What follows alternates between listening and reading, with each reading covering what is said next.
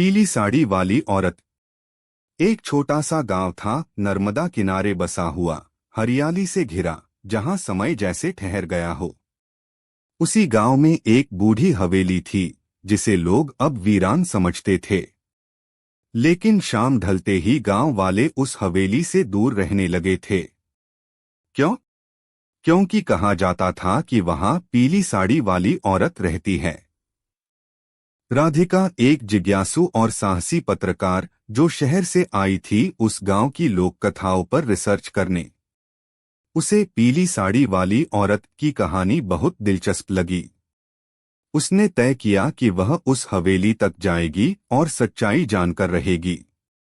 गांव वालों ने बहुत मना किया, बिटिया, रात में उस हवेली में मत जाना। वहां जो भी गया वापस नहीं लौटा। लेकिन राधिका नहीं मानी। रात के 10 बजे राधिका टॉर्च लेकर हवेली में दाखिल हुई।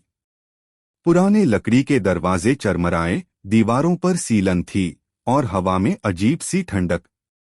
जैसे ही वह हवेली के बीचों बीच पहुंची, उसे किसी के पायल की छन छन सुनाई दी।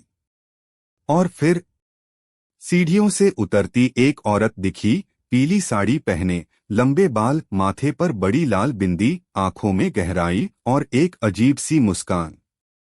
राधिका कांप उठी, लेकिन उसने हिम्मत नहीं हारी। आप कौन हैं? उसने पूछा। औरत बोली, मैं इस हवेली की रक्षक हूं। लोग डरते हैं मुझसे, पर मैं किसी को नुकसान नहीं पहुंचाती।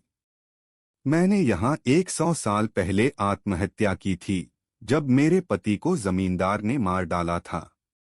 मैं अब भी इंतजार करती हूँ, न्याय का, शांति का। राधिका की आंखें भर आईं। उस आत्मा में डर से ज्यादा दर्द था।